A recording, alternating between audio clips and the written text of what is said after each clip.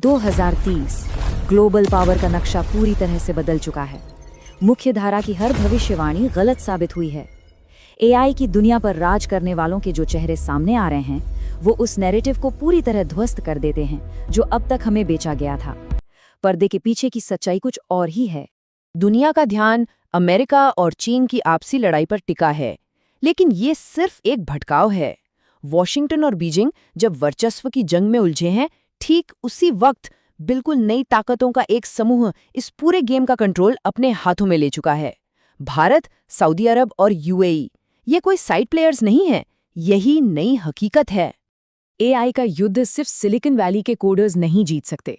इस साम्राज्य की नींव 3 चीजों पर टिकी है: कंप्यूट पावर, डेटा और कैपिटल। और अगर आज के आंकड़ों को ध्यान से देखा जाए तो इन तीनों के सबसे विशाल भंडार अब उन पुरानी महाशक्तियों के पास नहीं है। 1 अरब 40 करोड़, यह महज एक आबादी का आंकड़ा नहीं है। आज के समय में यह धरती का सबसे बड़ा और सबसे कीमती एआई ट्रेनिंग डेटा सेट है। एक ऐसा कच्चा माल जिसके बिना किसी भी ग्लोबल मॉडल का वजूद ही संभव नहीं है। $100 बिलियन तेल से हासिल हुई अथाह दौलत को सऊदी अरब अब सॉवरेन एआई में लगा रहा है। हेल्थ केयर, एनर्जी और डिफेंस, ये पैसा सिर्फ निवेश नहीं है, ये भविष्य की सत्ता खरीदने की कीमत है। इस अकेले आंकड़े का वजन पूरी दुनिया के समीकरण बदलने के लिए काफी है। ये देश अब सिर्फ तकनीक के खरीदार या उपभोक्ता नहीं रहे, ये गेट कीपर बन चुके हैं। गेट कीपर यानी वो पावर ब्रोकर जो किसी एक का पक्ष नहीं चुनता, इसके बजाय वो ग्लोबल इंफ्रास्ट्रक्चर के एंट्री पॉइंट्स को कंट्रोल करता है। अब भविष्य का हर रास्ता इन्हीं के दरवाजे से होकर गुजरेगा। भारत के इस नए रोल को समझना जरूरी है। अगर आज किसी भी कंपनी को ऐसा एआई प्रोडक्ट बनाना है जो पूरी दुनिया में चल सके, तो उसे पहले बेंगलुरु की कसौटी पर खरा उतरना ही होगा। बेंगलुरु अब दुनिया की सबसे अनिवार्य टेस्ट लैब है। 22 आधिकारिक भाषाएं, 800 से ज्यादा बोलियां और 70 करोड़ स्मार्टफोन यूजर्स।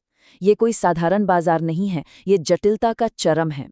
जो भी एआई मॉडल इस भयंकर चक्रव्यूह को भेद कर सफलतापूर्वक काम करना सीख गया, वो दुनिया के किसी भी विकासशील हिस्से में बिना किसी रुकावट के राज करेगा। यही कारण है कि अमेरिकी टेक दिग्गज इस बाजार में अपनी जगह बचाए रखने के लिए कोई भी कीमत चुकाने को तैयार हैं। गूगल की $3 बिलियन की इंफ्रास्ट्रक्चर डील और माइक्रोसॉफ्ट का 1 करोड़ भारतीयों को ट्रेन करने का कमिटमेंट, ये कोई परोपकार नहीं है, यह इस सिस्टम में बने रहने के लिए दी जा रही एक तरह की रॉयल्टी है। और डिजिटल इंडिया एक्ट ने इस बात को कानूनी रूप दे दिया है। विदेशी टेक कंपनियों को अब अपना डेटा, अपना सिस्टम और अपनी ट्रेनिंग यहीं लोकल स्तर पर करनी होगी। ये एक गेट कीपर का सीधा शक्ति प्रदर्शन है। वे साफ कर रहे हैं कि अब उनके बाजार में आना है तो नियम भी उन्हीं के होंगे। तस्वीर का दूसरा हिस्सा खाड़ी देशों में आकार ले रहा है। रियाद और दुबई एक बेहद आक्रामक और शांत रणनीति पर काम कर रहे हैं। दशकों तक उन्होंने तेल से दुनिया चलाई है, अब वो उस जीवाश्म ईंधन की दौलत को स्थायी कंप्यूट पावर में बदल रहे हैं। सऊदी अरब का विजन 2030 सिर्फ आलीशान शहरों या टूरिज्म के बारे में नहीं है, ये एक सॉवरेन एआई स्ट्रैटेजी है। भविष्य में जब दुनिया को चलाने के लिए तेल की नहीं बल्कि भारी कंप्यूटिंग पावर की जरूरत होगी, तब भी नियंत्रण इन्हीं के हाथों में रहना चाहिए। उस भविष्य की रूपरेखा आज ही तय की जा रही है। 2025 दुनिया की सबसे अहम चिप कंपनी एनवीडिया की लीडरशिप रियाद पहुंचती है। वो वहां अपना कोई प्रोडक्ट बेचने नहीं जाते, वो बस ये पूछने जाते हैं कि सऊदी अरब को क्या चाहिए। सिलिकॉन वैली का मिडिल ईस्ट के आगे इस तरह पेश आना सत्ता के पूरी तरह से बदल चुके डायनामिक्स का सबसे खामोश लेकिन सबसे खतरनाक सबूत है।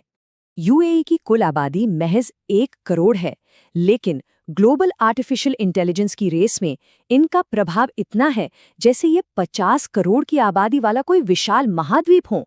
भौतिक आकार भले ही बहुत छोटा है, लेकिन कंप्यूटिंग का लीवरेज अविश्वसनीय रूप से बड़ा है।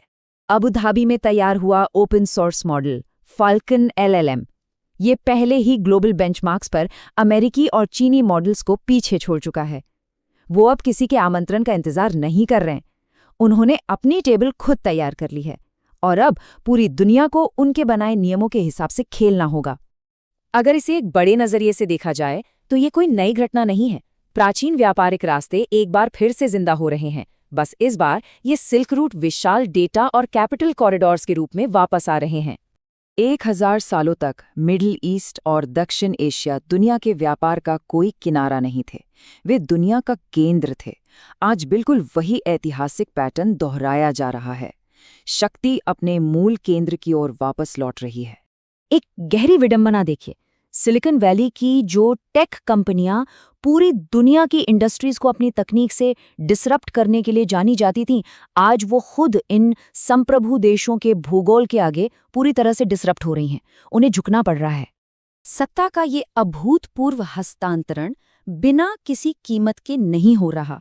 इस नई विश्व व्यवस्था के साथ कुछ बेहद गंभीर जोखिम जुड़े हुए हैं, जिनका तटस्थ होकर आकलन करना अनिवार्य है।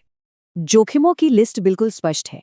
सऊदी अरब से जुड़े मानवाधिकार के गहरे सवाल, यूएई में डेटा संप्रभुता के नाम पर पूर्ण निगरानी यानी एब्सोल्यूट सर्विलेंस का खतरा, और भारत में इंटरनेट शटडाउन और लोकतांत्रिक मूल्यों में गिरावट की चिंताएं। एक एनालिस्ट के तौर पर ये वो कड़वे तथ्य हैं जो सीधे तौर पर पूरे ग्लोबल सिस्टम की स्थिरता को चुनौती देते हैं। ये सब भविष्य की कोई दूर की भविष्यवाणी नहीं है। ये आज की एक स्थायी हकीकत है जो बेंगलोर, रियाद और अबू धाबी के विशाल डेटा सेंटर्स के सर्वर रैक्स में हमेशा के लिए हार्ड कोड की जा चुकी है। नई दुनिया का निर्माण हो चुका है। तो इस पूरे विश्लेषण के बाद सिर्फ एक अंतिम सवाल बचता है।